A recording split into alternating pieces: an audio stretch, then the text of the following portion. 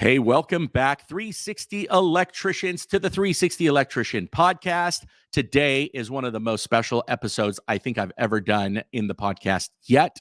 We have with us a special guest that you are not going to want to miss if you're an electrical contractor or you're thinking about being one.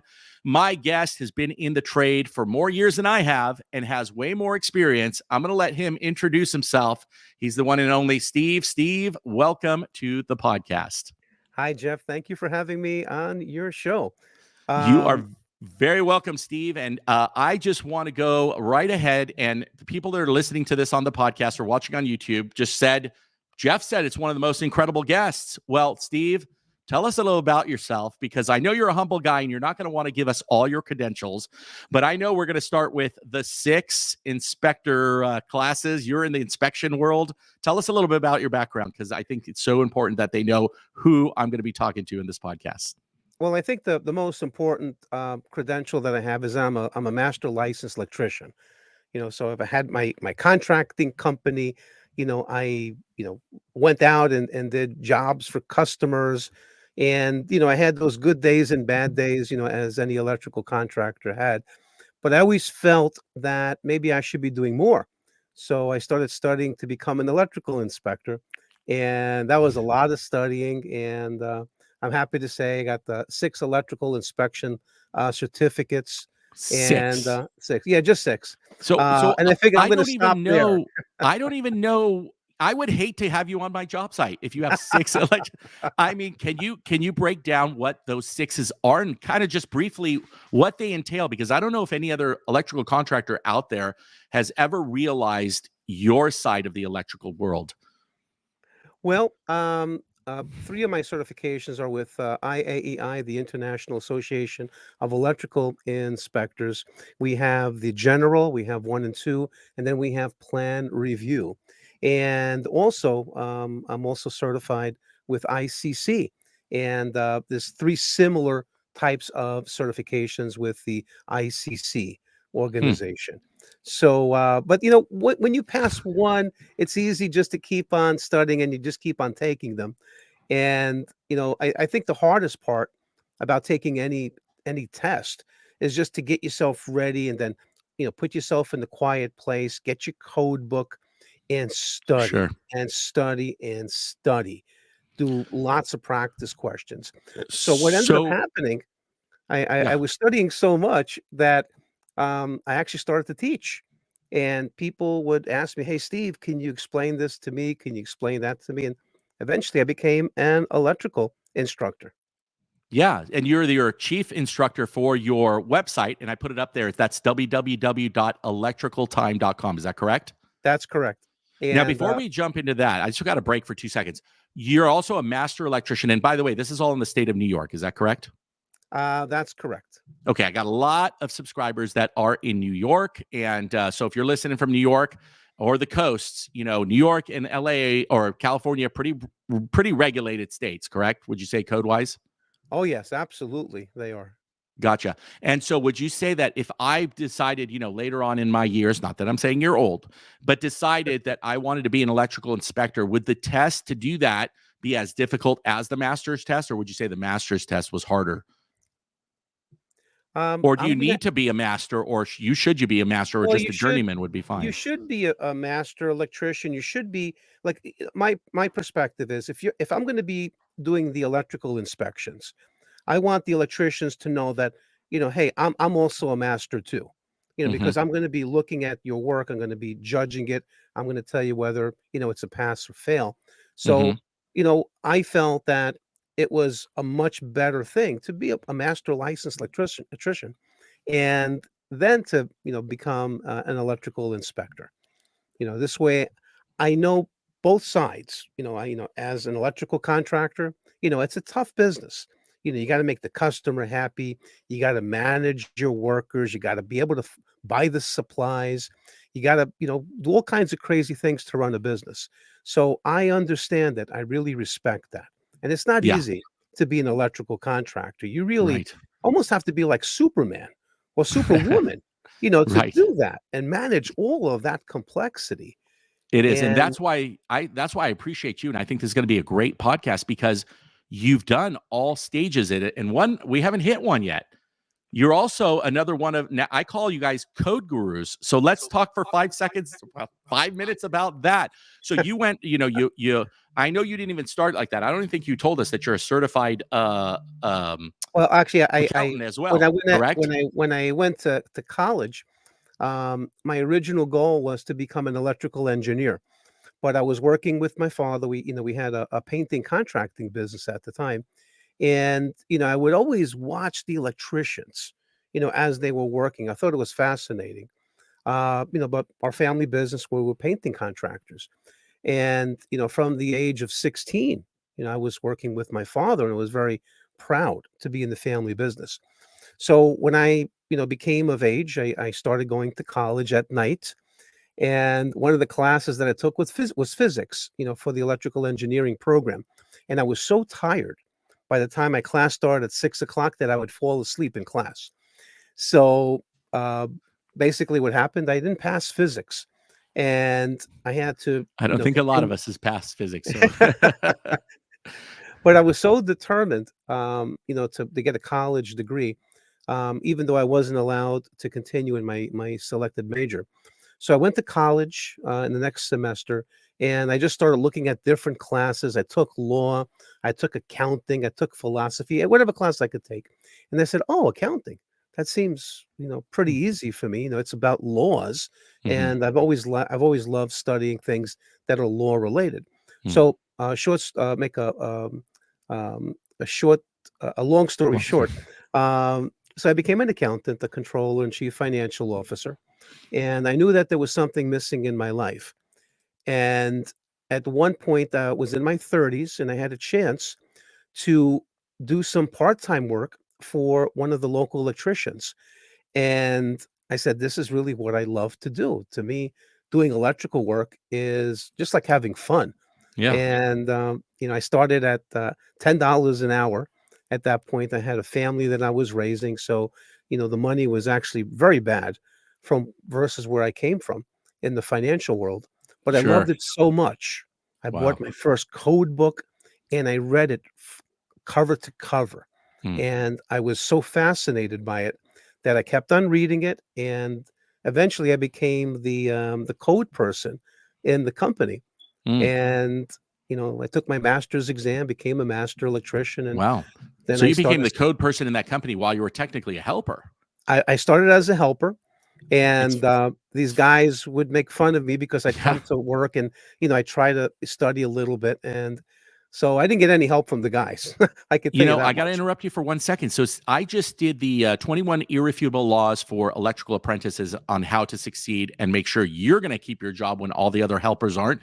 And I think like non law number 14 or 12 or 11 is know the code and be the code guru. Because if you are the go-to guy, you're gotta, you're solid. Every journeyman's going to want to work with you, And so it's funny that you said that because that's just a real live sample of the truth. It's like be a code guru, do something that makes you break out from the rest of the crowd, right?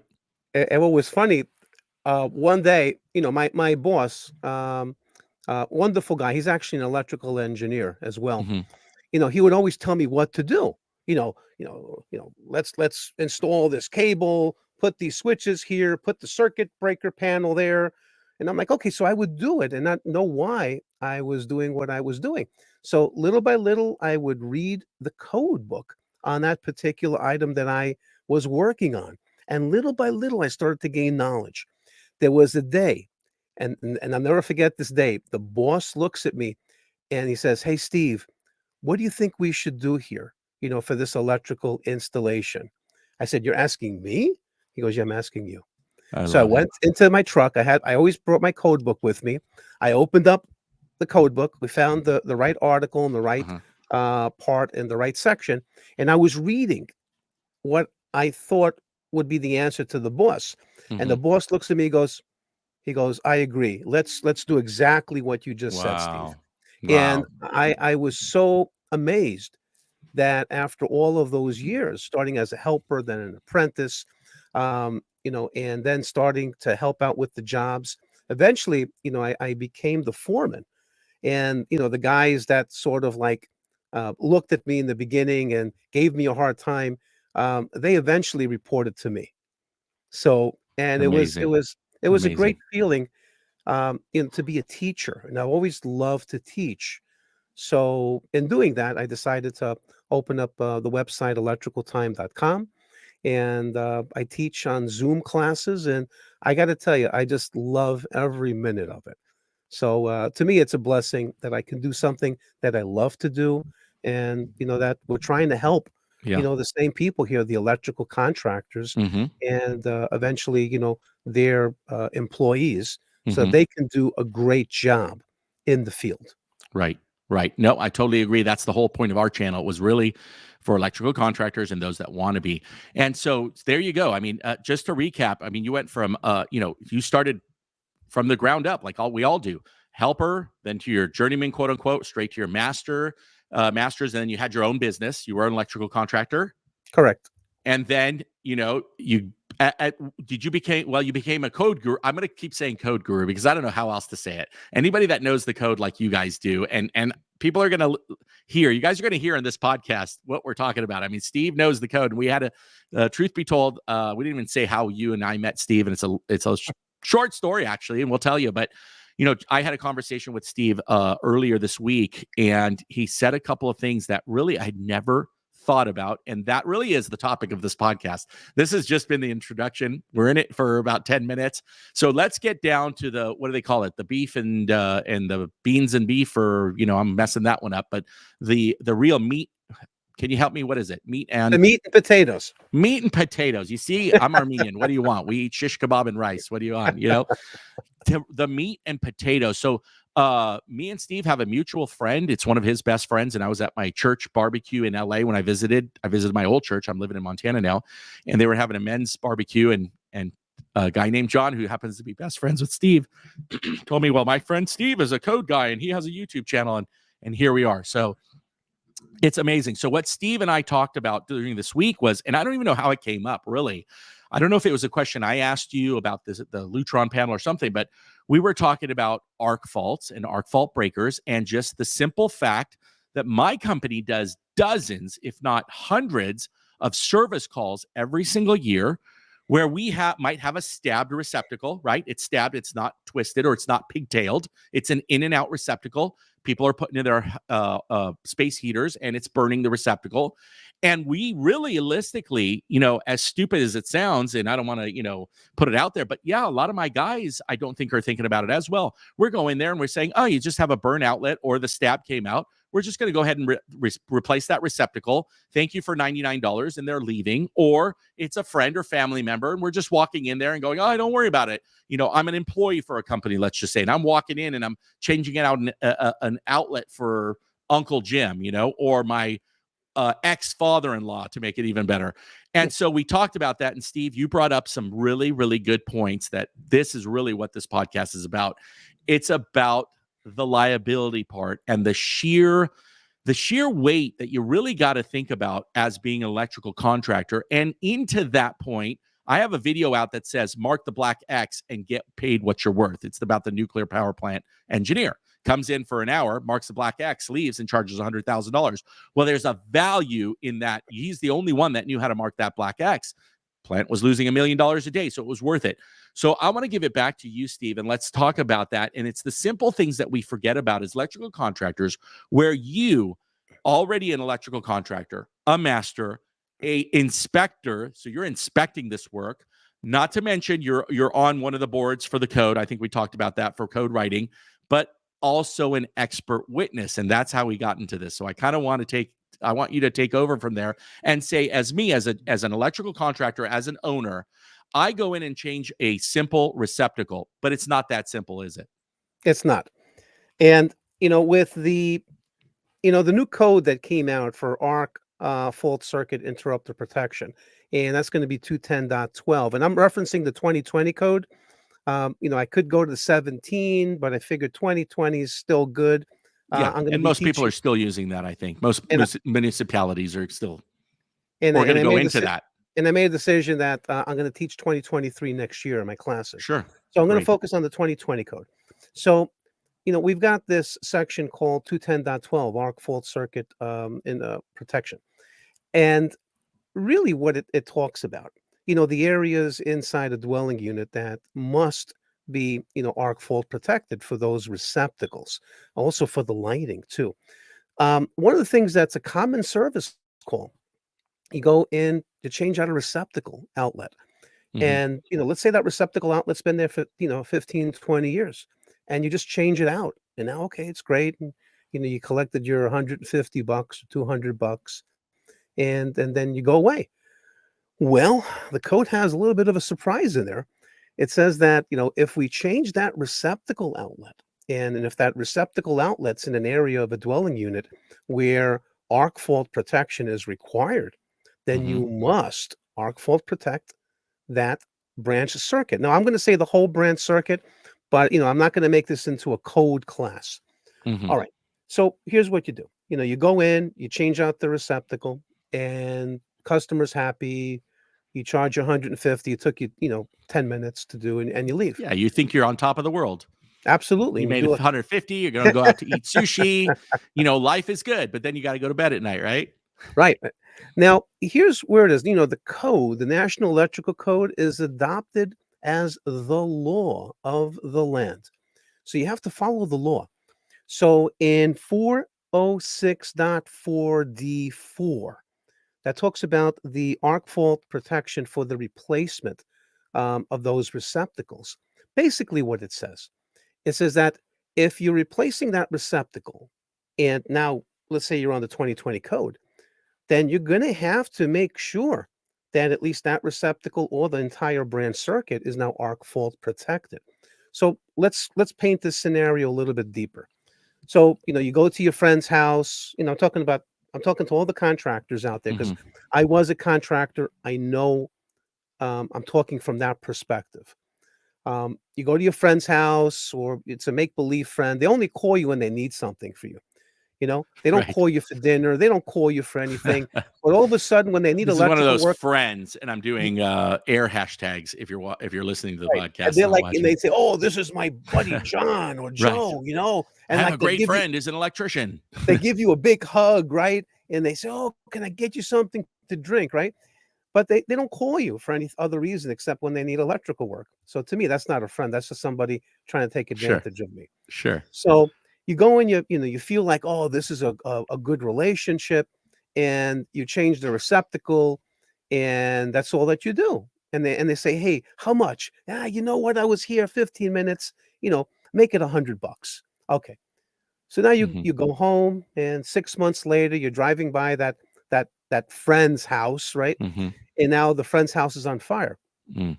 So now that friend's going to be looking at you, and he's going to be pointing at you. That's the guy. That's the guy who set my house on fire. Oh, You man. know. So the thing about arc fault protection, and because it's in the code, we must Mhm. provide that protection. Mhm. So all I know is for myself, I really invested a lot of time in my life to learn the code, many years.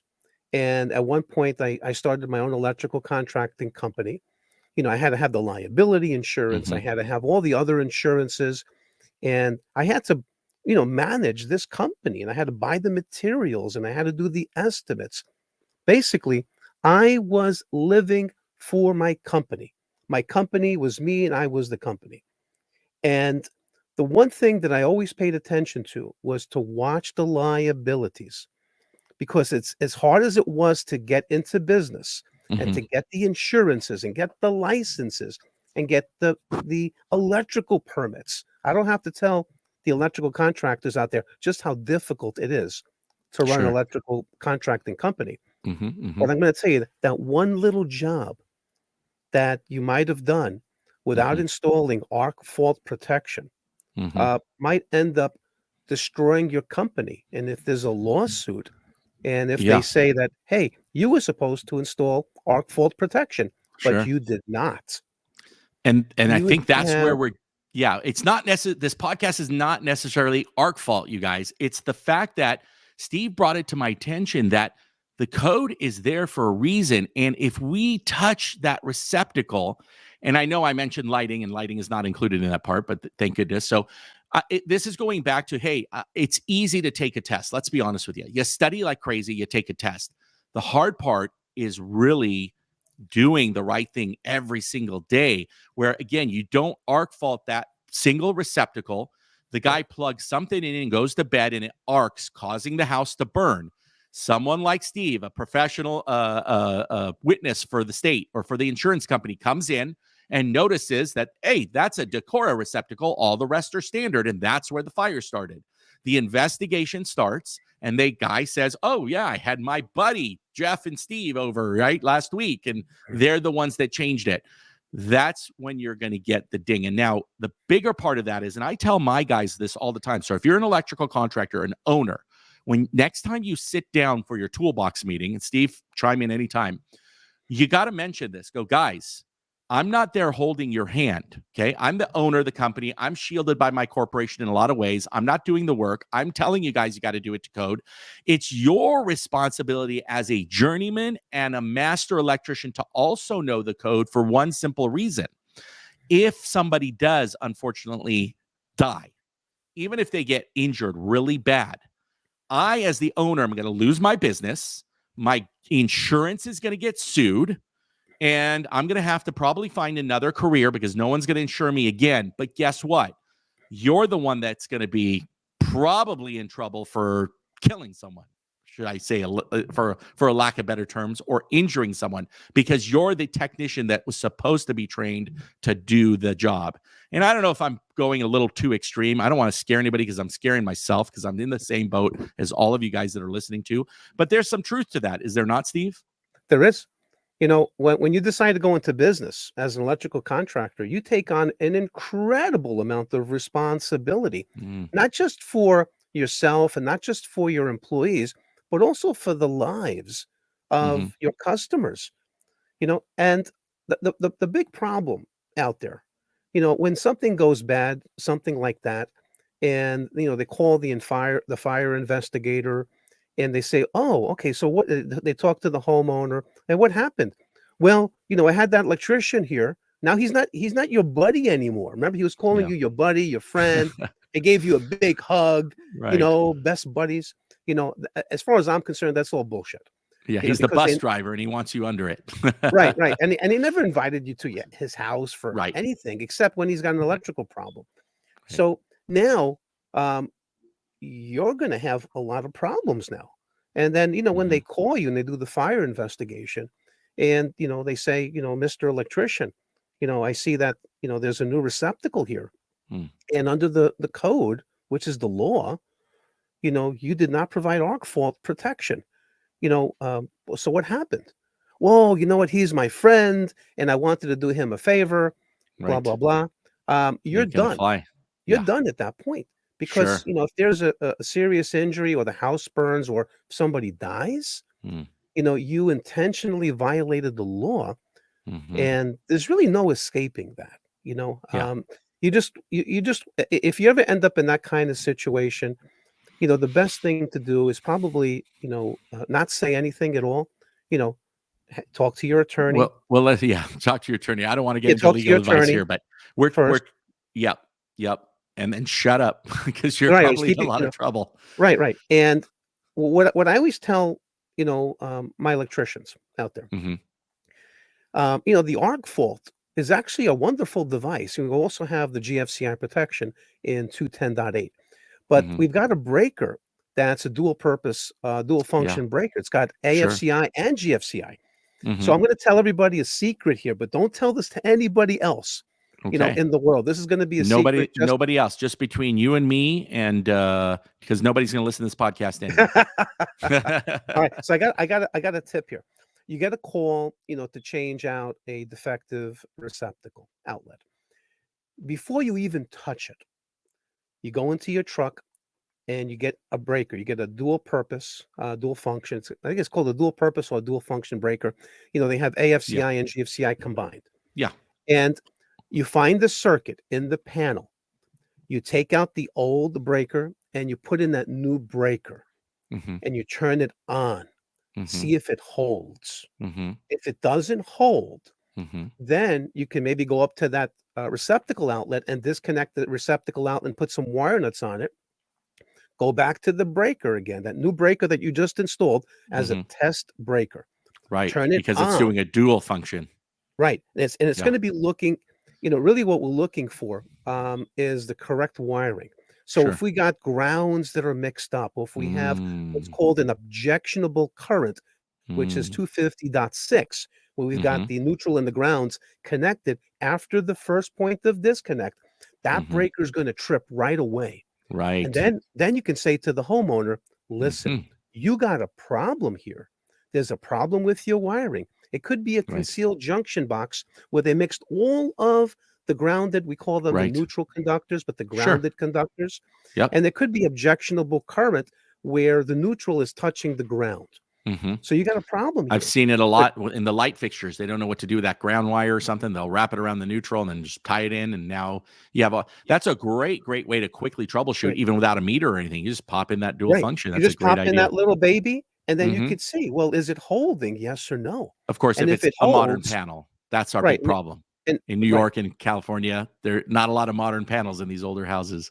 So I'll paint the other way. Uh-huh. The other scenario, you go and you change the receptacle, and you say, oh yeah, I got to provide arc fault protection now, for that branch circuit. And then you go to your truck and you get your arc fault breaker and you pop it in and it trips right away. And the homeowner's behind you and say, well, what happened? And you're like, I don't know. I installed the receptacle outlet and Hmm. everything's good, but the breaker's tripping. Now the homeowner's looking at you like you're a jerk, like you don't know what you're doing. And they're going to say, well, you just broke my electrical system here. What did you do? And now, instead of being able to do a quick service call, you look like a real jerk. Now, what do you do at that point?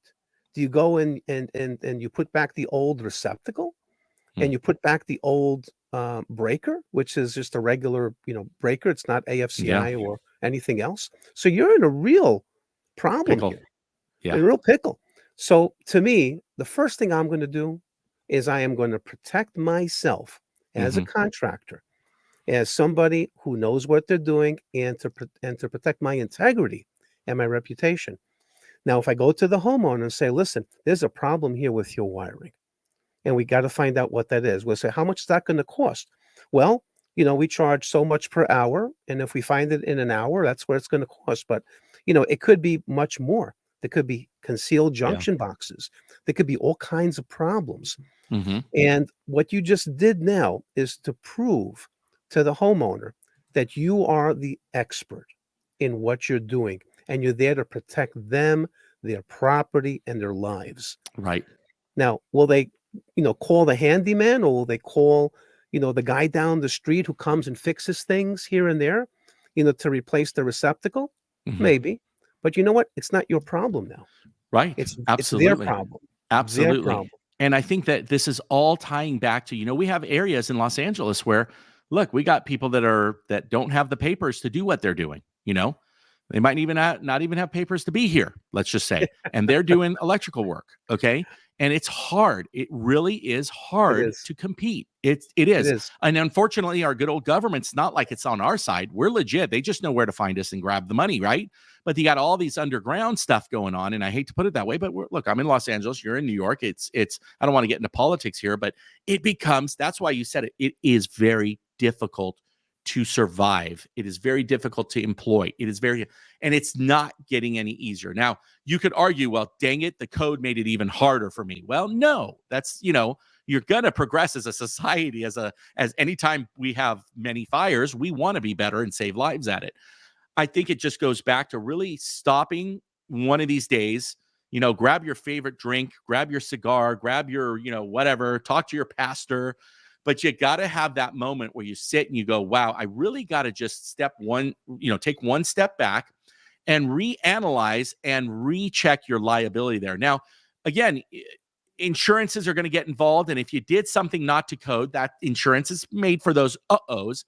But you don't even want to be there. You really got to take a step back. So if, as an electrical contractor for the past, 16, 17, 18 years, I do rely a lot on my guys as far as the code aspect, because they love the code and I run the business, so there's what do you suggest? I mean, I know you have electricaltime.com.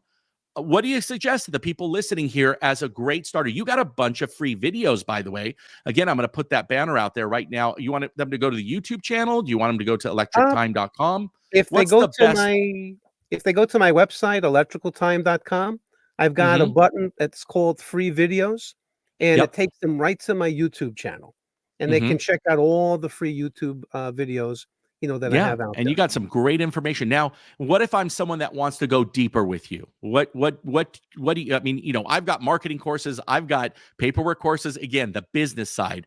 I know you've got the code side covered. What else can they do? What's one level So above that? one thing that I do, and I do multiple things, but one thing that I do is I do weekly NEC code classes on Zoom. So if you go to my website, electricaltime.com, Wow. you Uh-huh. click on online code classes, and basically what you're going to do is you're going to send me an email Mhm. with your name and phone number, and Mhm. then what I'll do is I'll let you sit in for one class to see if you like it. Really? And if you like it, great. Then I could I'm tell you signing about up as soon as we're the done, by the cost of way. the I haven't done tuition. one of those. I'm The signing the up. other I'm gonna have the all other my thing guys signed up. The other thing that I do that I think is pretty neat, after and I teach article by article by article. So, Mm. right now, we're teaching Article 110, and Mhm. eventually, we'll end up at the end of the code book, and then, by Start that over. time the code cycle will change and it will start back at the beginning. But what I do at the last half hour of the class, I leave it open for my students to ask me Mhm. questions. And Mhm. some of the questions, you can't even believe the questions that they ask. Such Mhm. great questions. They're on the job. Could be about a transformer. It could be Uh-huh. about how to size a service. It could Mhm. be about all kinds of different things. Mhm. So as the instructor, I look at my students, and there's some students that know the code really well, and there's some that are just starting. So we look at those questions from the students and we answer them together as a class. Mm. So the real value in this is that we do the instruction. It's a 2 hour Zoom meeting once a week, and for about half an hour we're just Once a week answering. too, okay. Yeah, once a week. So we're not gonna, we're not gonna kill you with going to class every Sure, night, sure, because you 2 got to hours, work. but that's great. I mean, there's so You many got to make people out money. there that ask, even if you're listening to this and you're an apprentice, but you wanna get in the trade, you don't have a college near you, right? You don't have electrical college, you gotta go somewhere, so this will be great even for them. Well, I got to tell you, when I started studying the code, and I read the code book for the first time, cover to cover, I really Y enjoyed reading it, but to be honest, Jeff, I really had no idea what I was reading. Sure. It was just like a foreign language. Uh-huh. And then when I read it for the second time, the third time, the fourth time, the fifth time, and then when I started reading the different articles, the different parts and the different sections, when I was working, let's say I'm doing a kitchen, the kitchen receptacles, in 210.52. Mhm. So I would read that. I was okay, I'm going to be working on these kitchen receptacles tomorrow. Let me read the rules on this. And by Right. the time I got to work, I had a pretty good idea of the rules and how I was going to get the job done. And the other guys who didn't even have a code book, nobody had. I was the only apprentice who had a With the code code book. book. That was Wow. it. Wow. And I enjoyed reading it, and the more that I studied, the more that I knew, the more I enjoyed even studying more, because I really wanted to get a real deep understanding Sure. of the code. Yeah. And that's what I do in my class. I try to give that to my students. Okay. And so, if you're gonna want to study the code, if you want to get into business, you're gonna have to get licensed. Sure. And, once you get licensed, then, Jeff is right there to, help you along the way. But you need to get licensed first. You need to pass that Mhm. exam. Mhm. And I'm going to say most of my students are apprentice students, but I do have master electricians in my Mhm. class. I have electrical inspectors in my class as well. And they enjoy the class because it's a refresher for them. And Yeah. believe it or not, some of the best questions I get are from my master electricians. And, when we have I'm other sure. electrical They're gonna ask inspectors you all in the the juicy class, ones. right.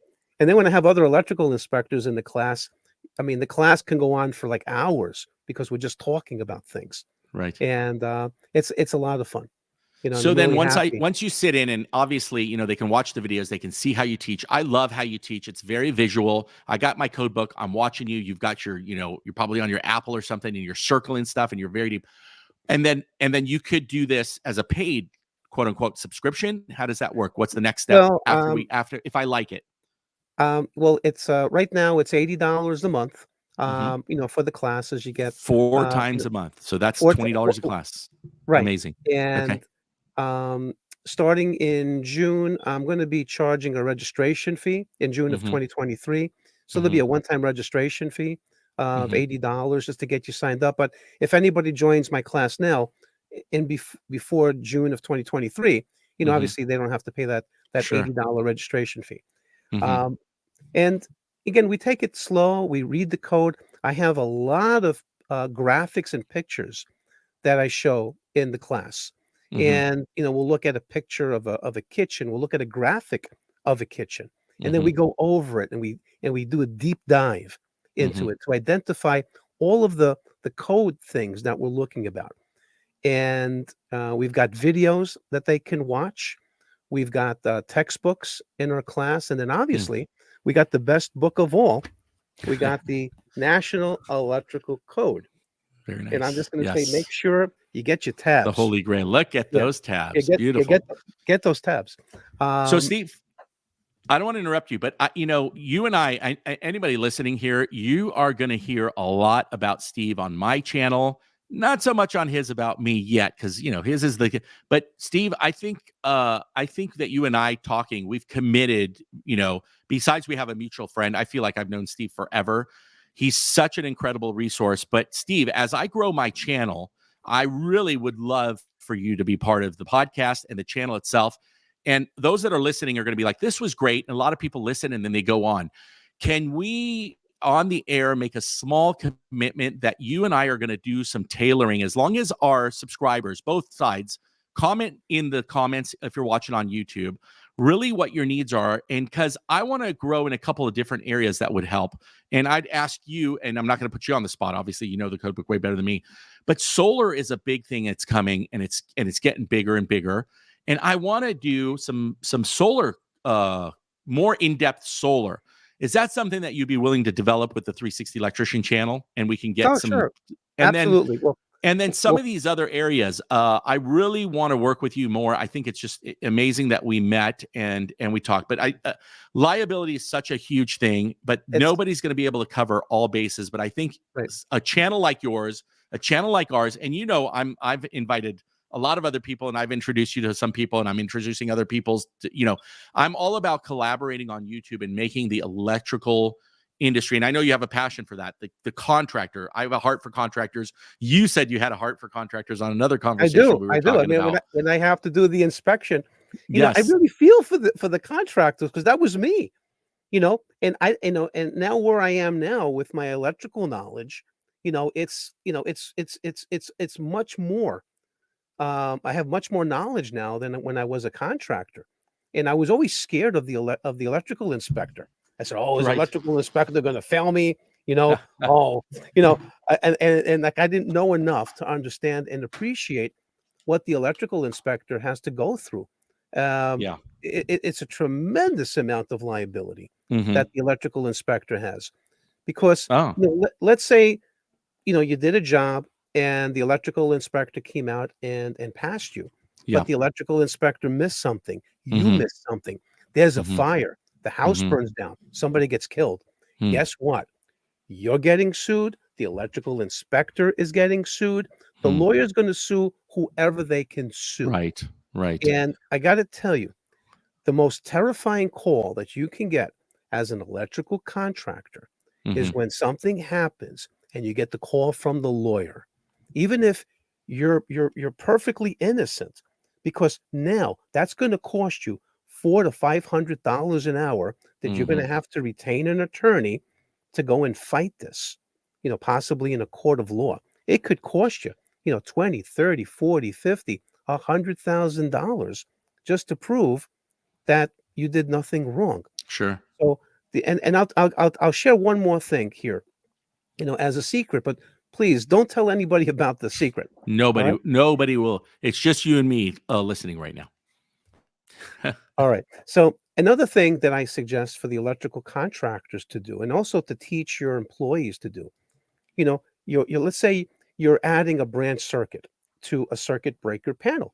You're adding another receptacle outlet someplace, and you put another breaker in there. Okay. And hopefully, if it's in a dwelling unit, you're providing arc fault protection, which is required, Absolutely. as per 210.12. Also make sure it's tamper resistant too, if that is applicable. Here's the secret. Take your phone out or take your camera, take a picture of the panel, take the cover off, take a picture of the wiring, go to that receptacle and take a picture of that receptacle. And then in your invoice, you're going to identify exactly what you did. And then in that picture, we're going to see that brand new arc fault circuit breaker. Mhm. And we're going to see, the panel. We're going to see that receptacle. Mhm. Now, let's say when you took the picture, let's say there were 20 circuit breakers in that panel, and the one on the bottom, that's yours that you just added. Mhm. Now, 5 years later, there's a fire. And all of a sudden, you get the call from the lawyer. Well, you were Mhm. the last electrician working in this house, Mhm. and that house caught on fire. Mhm. And you're looking at your records, and a lot of the smaller electricians are not going to have any records at all. They probably Mhm. won't even be able to find an invoice for that. Right. And Right. that's unfortunate. But Yep. if you took the pictures and you said, hey, wow, that picture shows 20 circuit breakers in the Mm. panel. And how many circuit breakers are in there right now? There's 30. Ha. Mhm. So somebody Mhm. came after you, didn't pull a permit, never got it inspected, and now Right. there's a fire. Mm. So what happens now? The homeowner's like, well, I called my friend down the street, Right. Well, I forgot about that. Yeah, how convenient that you forgot about that. Right. And now you're going to put this poor electrician out of business. Mhm. Mhm. So that's my recommendation. You do a job, you document it, you take some pictures, and you save it someplace. Yeah. And God forbid there's ever a problem down the road, then you can call somebody, like me, or, somebody who's, an expert in the code. I also do expert witness testimony as well. Mm.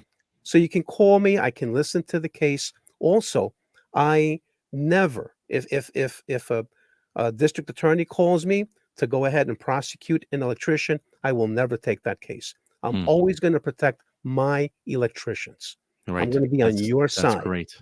So That's God great. forbid you ever get that phone call, just go to my website, electricaltime.com, shoot me Mhm. an email. I'll call you back and I'll talk to you and, see if I can help you with that. But take those pictures of Yeah. what you're working on.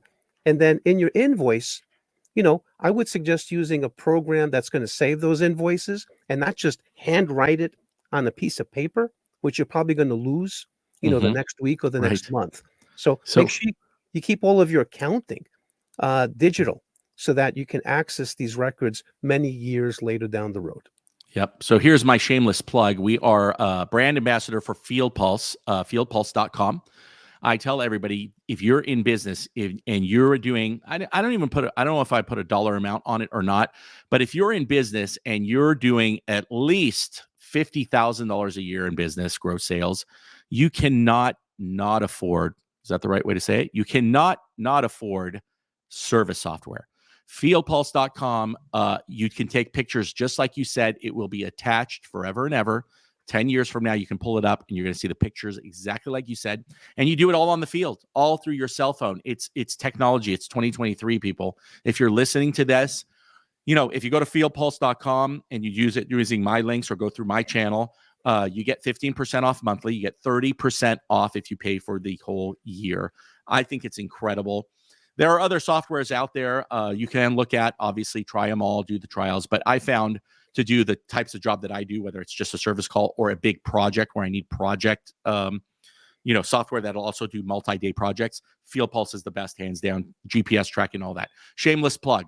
But Wow. that Actually, see, that's it's great, not Jeff. only for your accounting. It's not only so you make sure you get paid. It's not only your marketing. It's also to save you on the liability. And also, I think Field Pulse, and there's other programs too. But is that Yep. fieldpulse.com, Jeff? Yep. And then how do they get that software through your link? How do they do that? So the best way is to go to our website. I'll put it up there, www.the360electrician.com. Okay. and then go to supporters. There's a tab there on the all the way on the right side, and if they click it, it'll go to my link. Or another way is, if you're not watching this on YouTube, go to our YouTube channel at the 360 Electrician or at the 360 Electrician podcast. Almost any video I do, in the descriptions, you're going to see field software through FieldPulse. If you click through that link. Now, don't be afraid. If you forgot it, you just text them and say, it's got to be within a certain time period, because they're not going to do it. If you're FieldPulse right now, calling them 2 weeks later. During your sign up, you have to write that you found him through the 360 Electrician, and they should be honoring that for you. And it's for life. 15% off every month for as long as you have the software. Wow. If you decide it's for you and you sign up for a whole year at one shot, they're going to give you 30% off. It literally is the best deal in software. And as I said, it's pretty robust. And of course, it ties into your QuickBooks and all that. But we're getting off topic, but it's 100%. It's a way to cover you liability wise. And as a former accountant and still an accountant per se. I still do some accounting here and there. It's going to save you from our Uncle Sam, right? Well, listen, we just got to make sure that, if you're the contractor, right, and and Jeff is helping you with your business, you killed yourself to open up your business. You probably sacrificed everything. You might have even taken out a mortgage on your home, to go and buy the trucks. I hear it all the time. And I think it's just absolutely silly that if you're out there, you're taking, and if you're taking chances that could put you out of business basically overnight, and you're not protecting yourself, your employees, your family, and you made this huge investment. So I think knowing the code and knowing what to do is an absolute must, and that's what I do. I teach the code. I'm a code geek. That's what I do, and so important. Shameless plug again. If you go to our channel, www.the360electrician.com, I do have the courses. This is on screen. If you're watching this on YouTube, if you're listening on the podcast, head over to the 360 Electrician podcast on YouTube. What I'm showing you, Steve, is actually, this is my field paperwork that goes along. Sorry, that's my solar one. Here it is. This is my field paperwork. And then this is my proposal once I sign it. Are you ready for this? There's my legal. And this is not the same as this. This is my legal for California. I always tell everybody, it's that one best friend. It's that one client that's just sweet as a button. And then you accidentally tip over a vase because they didn't secure it when they were supposed to. And it breaks. And you end up paying a $5,000 vintage vase. On here, it says that the client's responsible to clear the room, the work area, or whatnot. If they don't, you are held harmless for any damage. Now, look, in the court of law, you never know what's going to happen. But you think someone's going to take you to court when you have the paperwork? It's going to be 10 times harder for them. Take the course. It's worth the protection, the software, the camera, everything Steve just said on this channel. It's because we're in the real world. And I hate to say it, but things are getting harder and harder. By the way, I do have the solar paperwork coming out very soon for the solar contractors that don't have it. All my courses, all my paperwork, Steve, is editable as a sample. I'm not an attorney. I'm not an accountant. So I give it to you as a sample that's completely editable. So you can go to your attorney, your state board, and then you can tailor it to fit your need, put your logo on, all that. It's on sale. There is a coupon. It's Take 50, TAKE in capital 50. If you go before the end of the month, you get $50 off on my marketing course and my paperwork course. I think that's just a great, great idea. So, Steve, I cannot let you go. I don't want to wind down. So if you're listening, this is the juicy part. I'm just getting warmed up, just to let you know. Steve, I know. Steve, we got to know. We have an actual inspector on the channel right now. Steve, tell me the top 3 to 5 things. I don't care how many you do, because that's all information and we're hooked. Name the 3 to 5 things as an inspector it's your first go-to on either like a remodel or your typical inspection that you would do. I want you to give me 3 to 5, and then probably tell me the 3 or 5 biggest mistakes you see electricians making that they really need to start, buttoning up on. And it's the important things, I'm sure. Go, well, tell us. That's so important. We're all, a lot of us beginning are afraid of inspectors. I'm not. Inspector's my best friend. So tell us 3 to 5 things that you go for right away. Well, I think the number one problem out there, we've got all of these conductors, we've got, the NM cables, which we call Romex cables. And, they're all connected to something. They're connected to terminals.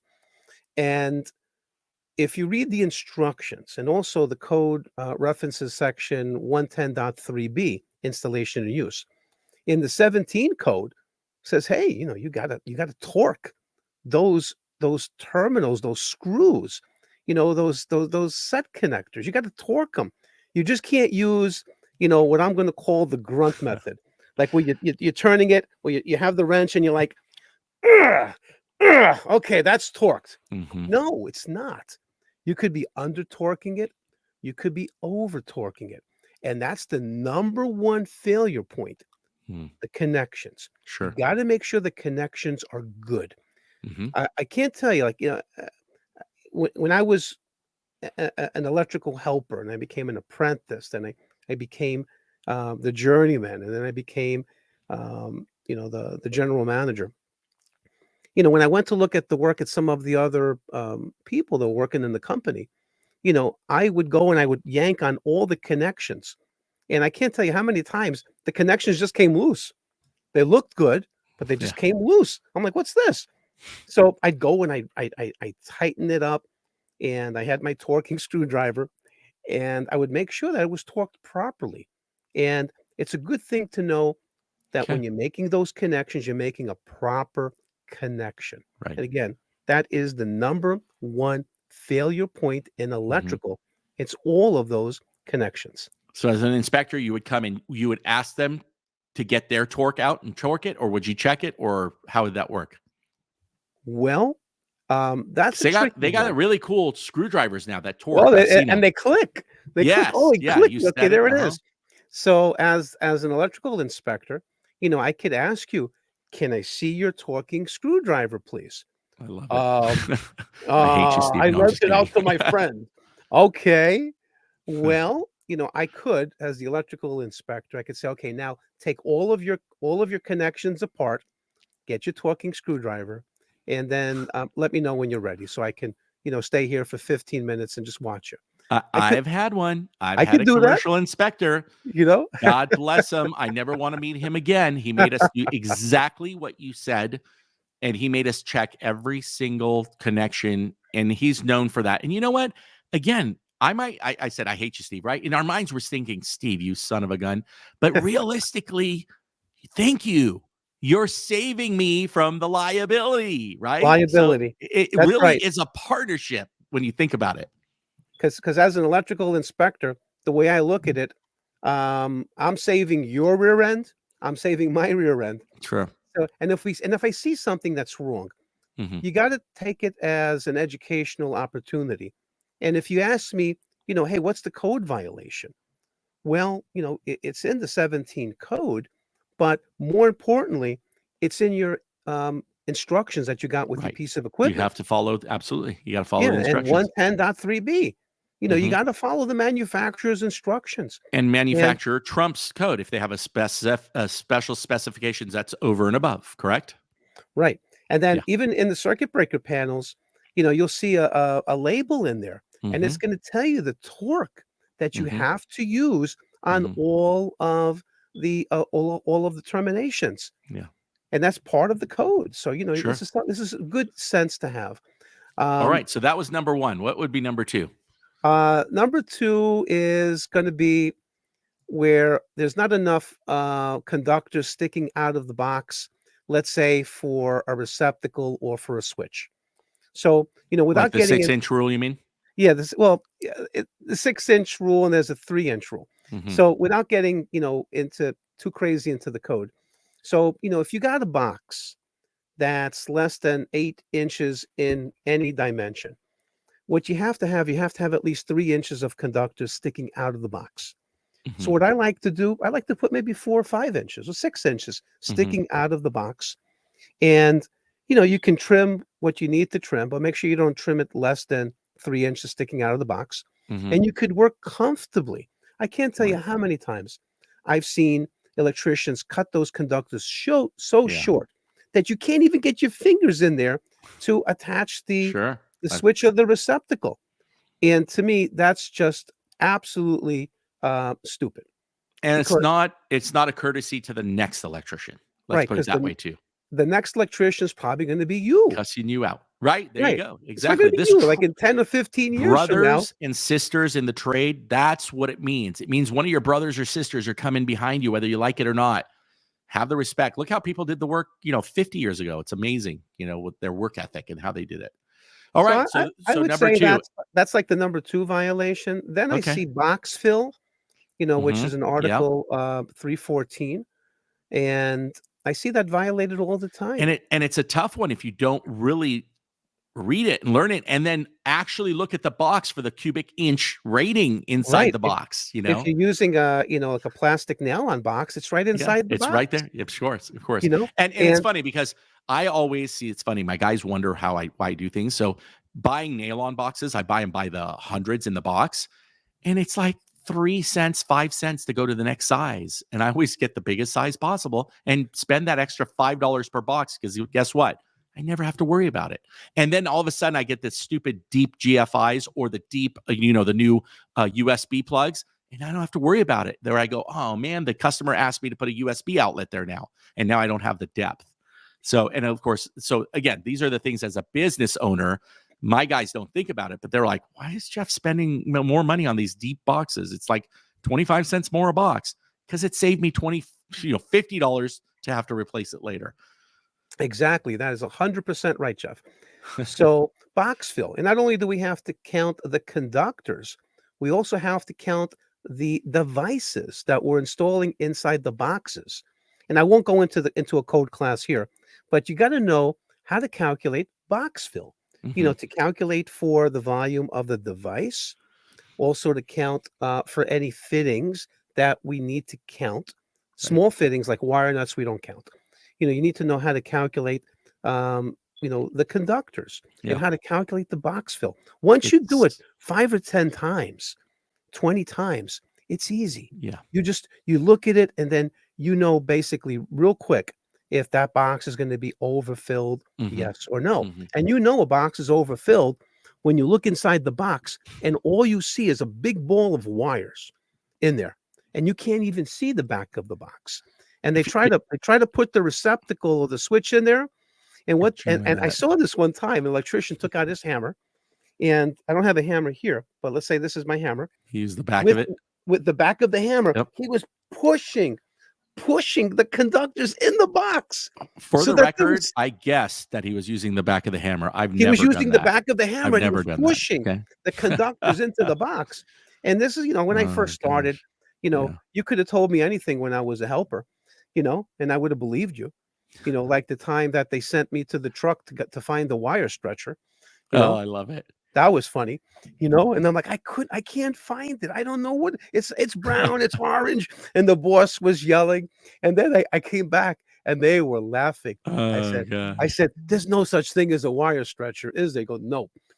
So I can say that in all of my years in teaching, I've been able to send guys out to the truck and girls too, to go find the wire stretcher. That is great. I'm going to use that one next week. If anybody finds the wire stretcher, I'm going to call my guys in LA and say, guys, we just got sponsored by Racketeers. They're sending us their new wire stretcher. So, if you see somebody doing something stupid like that, that there's a problem with box fill. So I'm going to say that's a pretty common violation. I think another common, there's a lot of violations that I see out there, but one that really people don't even think about is if you've got a long run on a branch circuit or a feeder that you're not taking into account voltage drop, which technically is not a requirement of the National Electrical Code unless you're dealing with fire pumps or with sensitive electronic equipment. So for the regular stuff, the code recommends a maximum of 5% in total voltage drop. So you got a long run and somebody's running, let's say a 12 to NM cable, again, Romex, and it's going out 150 feet, 2 feet. And let's say it's going to be loaded up with 16 amps on 12 gauge conductor. So by the time you do all of the calculations, you might end up not getting the proper voltage, at the other end where you have your piece of equipment. So I see that all the time. The other big thing that I see all the time when they're doing a new service is it not doing their service load calculations. I say, where's your service load calculation? Uh, I've never had to do that before. Well, this is a house. I put a 200 amp service, and that's what I do. Yeah, but where's your load calculation? Right. Either show me the standard or the optional Hmm. method. And then, I open up my code book and we go to Article 220 and we That look used to at, be that used to be big in Los Angeles too. Anytime you did a panel, you had to have your load calculation for the inspector. They stopped doing it. I well, have a feeling I know why. I'm going to be honest with you. They're not paying the dollars anymore for the right people. They're just getting anybody that can do it, and they're not, they're because I always see these young kids coming out, and they're literally they still wet behind the ears and everything, and then guess what? They hit you up with, well, your GFI outside doesn't say WR, and you're like, and then you got and I get it, but that's like the least of the violations you're going to do, and sometimes we're trying to skim it or whatever, but you get these guys that are just, this guy was just came out of code book 101 and they're out there. But I used to get it. I used to get and when I first started, I was like, oh man, how am I going to do this? It's easy. There's a form. It's like take 5 minutes and take any kind of YouTube class. I'm sure you've got something that covers it. I do. I Yeah. actually I teach how to do load calculations both on the standard and the optional method, and this is covered in Article 220. And I think that's called branch circuit feeder and service Yeah. load calculations. It's on all our master's journeyman tests. You have a Right. 15 unit apartment building, and each one has a electric heating and and all the ovens, and you gotta know the service conductor size calculations and all that, and the grounding. That's true. Yeah. I think the next violation I see all the time, if let's say they're installing the boxes at the rough-in stage before the sheetrockers come in, Mm-hmm. and they don't bother to go get a piece of sheetrock, and they say, "Okay, what finish are you putting on the walls and on the ceilings?" "Oh, we're putting half-inch sheetrock." You know what? Take a little piece of sheetrock, and when your electricians are nailing up the boxes, put it right Yeah. there, and then use that as a gauge to make Quarter sure inch, that I it's think, not correct? too deep inside, Mm-hmm. because those box extenders, I think we also call them goof rings too. Right. They're expensive. They're like $5 a piece. Yeah, the white ones you're talking about? Yeah, the white ones. And So, quarter inch, I think. You can't be more than a quarter inch in yeah, on your quarter bylaws. inch, Yeah. inside, a surface that is Non-flammable. not combustible, but if it's a Correct. combustible Yeah. surface, it has to be flush. Flush. Yeah. Right, Which is and your side paneling, electricians, if you're listening. Side paneling, wood side paneling, notorious for that. Mobile homes, notorious for that. right, and again, you can't have the box sticking out of the finish Right. because then you're gonna be like a You jerk. you can, but you're not going to get another job, right? And then now and Caulking, then you start caulking trimming helps. the box, right? Because the box is sticking out of the sheetrock. Oh gosh. Now I see that as an inspector, and I'm like, "What are you doing?" "Well, I gotta do this because, the Yeah. box is sticking out." I said, "You just violated the UL listing Yeah. of that box." And I have the golden question, Steve. As an inspector, if you see stuff like that, now you're going to be like, what else did these guys do? Uh Versus, I believe, and I'm just speaking for myself, if you walk into a job and you look at a panel and it's the Mona Lisa, you're less likely to probably nitpick. Is that correct? I'm still gonna look, Okay. but my guard is gonna Right. be at a lower level. Sure. If I see as soon as I walk in, and let's say another common violation when they're running NM cable, and again, NM cable, we call it I'll Romex, make but that. Yeah. Romex is a brand name by Sure. Southwire, Sure. right? So they're coming out of the Sponsor of stud the through the channel. hole, and they're making a sharp bend down the stud to go to their switch plate or their Yep. receptacle. Mm-hmm. We got something called the bending radius, Mm-hmm. Yep. and it's got to be 5 Loophole. times Mm-hmm. the bending radius of that NM cable, the Mm-hmm. Romex. And I see these sharp 90s Mm-hmm. coming from the hole in the stud through where they bore the hole and Mm-hmm. coming down. Mm-hmm. And I even saw one guy one time take the hammer and he was hammering Oh, to make that angle even really tighter. sharp. And I'm like, "What are you doing?" He He's goes, saying "Well, a roll of Romex is now $6,000. So every inch I get out of it, right? Or I couldn't find the wire stretcher. All right. So what I used to do when I was, doing a rough and, with Romex in residential, I'm mostly a residential electrician. Mm-hmm. I did a little bit of commercial, a little bit of industrial, but I'm going to Mm-hmm. say 90% was in residential. Mm-hmm. As I got the Romex coming out through the hole in the stud, and then I'm going down the stud, I put my hand there and I'd put it in a ball, and I would wrap the NM cable around my Mm-hmm. hand, so Yep. I had a nice curve, Nice. and I knew that was a nice, safe bending radius. Yeah. And Yeah. and you could see who knows what they're doing on the job, and those people have no idea.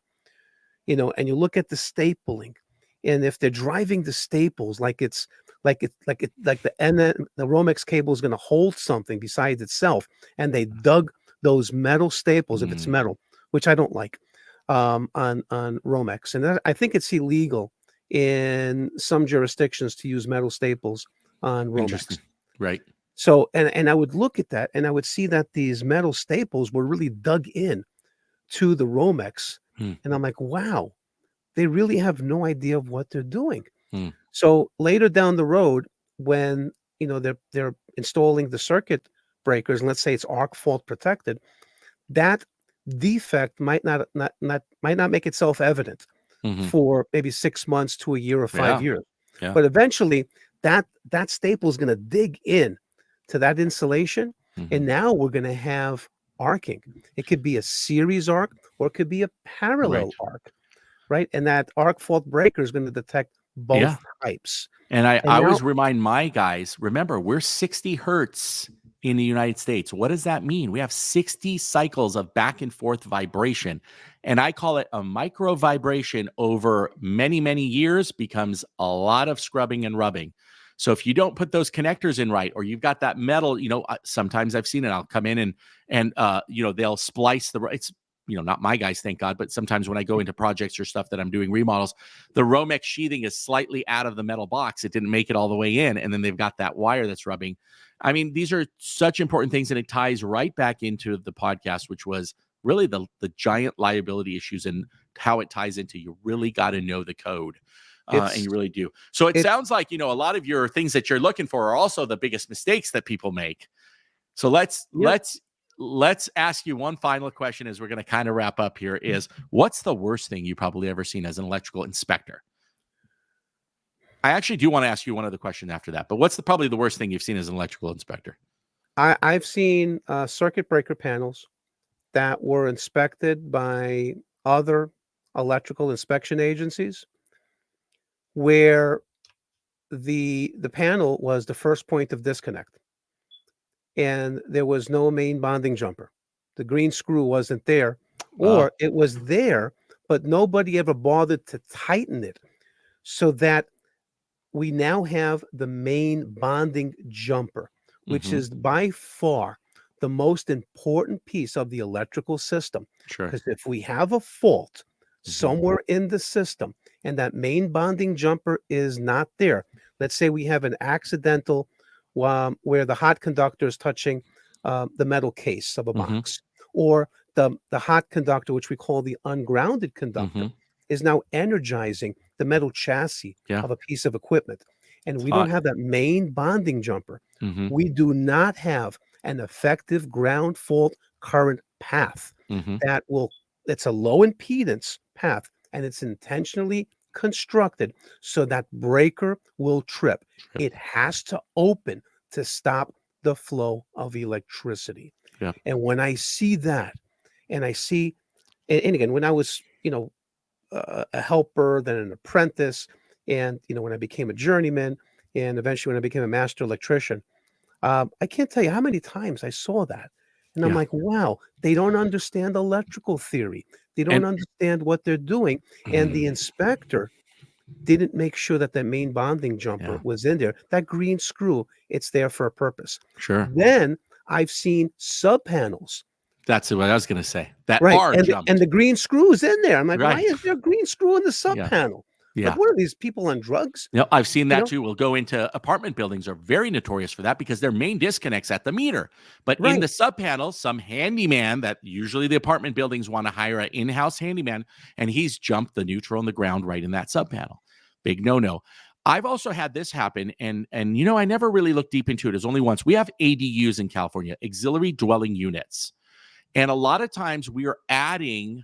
So what we're having to do is the house itself has, let's just say, a 200 amp or 100 amp main panel that's on the house. Well, now we're adding an ADU, so we do our load calculation, and we need 100 there. So now we need a 2-gang, 200 amp fed, right? Double meter.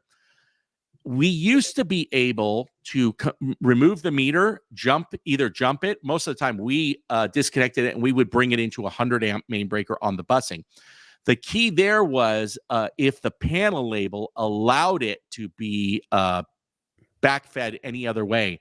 I'm trying to phrase the question in a right way as an inspector, but if you've seen it, and I can't remember exactly what it was. I think it had to do with the ground jumping bond. I think some panels that don't have the ground jumper or were not able to disconnect the ground from the neutral. That's what it was. Inspector called us out and said, you got the UL listing for that because the ground was able to be disconnected because we were now making it a sub panel. And we ran into a few and we didn't think about it. There was no way to separate the grounding bar from the neutral bar because now it became a sub panel, and they called it out and they said you have to replace it with a new sub panel. I don't know if you've ever ran into that, but you California electricians, you got to watch out for that. Yeah, here in New What York, would be the code section that would cover that? Do you know? I don't want to put you on the spot. well, But that's going to be in grounding and bonding. That's going to be okay. Article 250. Yep. And Article 250, let me tell you, it's an animal of an article. So because when it's life safety. Right, it's really about safety. Yeah. And when we study Article 250, I spend probably, I'm going to say about 10 to 12 classes just Wow. on Article 250. Wow. I mean, That's that's how crazy. important it is, and it's so voluminous. So even if you try to read Article 250, you probably can't read it from beginning to end without getting a headache. So I believe break it. it down It's little by so little. entailed. You don't think about it. Look, we've had apartment buildings where we had to run wire underneath the apartment building and to staple NM, especially once you're getting into aluminum or bigger sizes. It just didn't make sense. It was easier for us to strap conduit. Well, if you don't put grounded bushings on both ends, and then the pipe had to be grounded. So our inspector said, run it all in PVC and you don't have to do the bonder jump on the connectors and stuff. It's an amazing, the 210 is really, really amazing. Grounding is just, I think they stress it a lot because again, it's a lot of life safety and property safety. If the breaker doesn't trip, someone dies or someone buildings catch on fire, plain and simple. That's true. We have to make sure that whatever we do as electricians, whether it's a big job or small job, that we have to protect the people, the building, the property, because chances are that electrical work that, the electricians are going to do out there is probably going to last for 50, 75 years. Yeah. And it's probably going to exist even after you're gone. Like the You're house that I liable live. for it for a minimum 10 years, according to our state code, for workmanship and defective material. If you installed it wrong or not to code, you're on the hook for 10 years. And then I guess there's a statute of limitations, but that's what the contractor board says. So I give a 1-year parts labor warranty. That's great. But for defective workmanship, it's 10 years. But I think the greater thing here, Jeff, as a human being, as someone that believes in family, um, and just always trying to do your best as a human being. Sure. You want to be able to leave that job and feel good about the work that you did. So my best advice, as a human being, as an electrician and as an electrical inspector and as an electrical instructor, do your best. Follow the code. At the end of the day, you're going to find that there's going to be customers that are going to fully agree with you, and they're going to say, you know what? You know what you're talking about. So whatever you think you have to do to make my house safe, to make it safe for my family, do it. But obviously everything has a dollar limit to that. And my advice, and it's a personal advice, you don't have to take it. But if you end up having these customers that the first question out of their mouth is like, how much do you charge? How much is that going to cost? Oh, I found a guy down the street who can do this for $75. I'm going to say, good luck. Thank you for not wasting my time because I'm a licensed electrician and I don't feel like losing my license by doing a favor for you for someone that may be a make-believe friend. Sure. So you got to choose your friends, who your real friends are. And if you got great customers and they want you to do the right job, you'll end up probably making much more money too, because now instead of charging the 150, Yep. now you're charging six, seven, $800, Right. Right. $1,000. Right. And you know And what? The customers are going to feel good about it, yeah. and they're going to recommend you, and you're going to make a good living. But you got to know when to say no Yeah. to certain customers. Sure. And Steve, as we wrap up this podcast, I think this is a perfect time for this podcast. Here's why: the new code book just came out. So if you have clients that you've been doing work for years, and let's be honest, you're comfortable, they know your prices, and you're maybe too cheap, the call you need to make tomorrow, the email you need to make tomorrow is, hey guys, the new 2023 code book is out, and there's been lots of changes. Due to those changes, which are in life, safety, and for me to do the job I need to do, my rates are going to have to increase because the code, whatever you want to use, today's the time. This podcast is the wake-up call right now. If I had a bell, I'd be ringing it. It's a wake-up call for me and my company. I'm just, by the way, Steve, I think we talked about it. I'm about to open the brick and mortar in Montana as well. So I'll be running 2 electrical contractors 1,200 miles away. So how much more important is it to cover my rear and liability? It's the time to do it. I've got a lot of apartment building owners, and we talked about that in our previous phone call, where they have Federal, Pacific, or Zinsco's. Well, first of all, I send out the email. I just tell them, type Federal, Pacific, or Zinsco in Google. I don't have to sell it. It sells itself. It's the time to do those upgrades and say, look, this is the way I do it. If that's out of your budget range, I totally understand, but I can't take the liability. If you want to take it on, go right ahead. You put them on notice, you send it through an email. If something happens, guess what? And they call you back for whatever reason, you could say, I warned him. He didn't decide to take my warning. He went and did it. That person's even more liable. And sometimes I've done that. Sometimes I will purposely put it on paper and send it over because they need to know. And so I really appreciate you. Everybody, again, if you're listening to this, Steve's website is www.electricaltime.com. You go over there, you're going to be able to get to his YouTube channel, which is at Electrical Time as well on YouTube. Steve, I really appreciate you. I know this is just the first of many, many things that we're going to do. I'm going to give you the last 30 seconds to say goodbye. And again, let people know about your courses one more time, how they can get involved, and how they can sit in on a free lesson. And then we'll end the podcast, and I will definitely have you on again. Steve, let them know. Well, Jeff, thank you so much for having me on your show. And just so you know, I've been up since 4:00 this morning. It's now 8, almost 8:30 in the evening. And I got to tell you, I just love talking about electrical. It's something that I just enjoy doing. And when you enjoy what you do, it's not work anymore. It's, you're starting to have fun. You're starting to fulfill your purpose in life. So what I do at Electrical Time, it's very simple. I teach the code. So, if you're going to become an electrical contractor, obviously you're going to need Jeff's advice, and he's got great products that you should take a look at, definitely. Yeah, but for you to become a contractor, electrical contractor, you need to pass the exam, and that's what I can help you with. And then with your electricians that are working in your company, I can also help them to teach the code so that they can protect you better from that ugly words called liability. If they're doing a better job and everything's good, you can sleep better at night.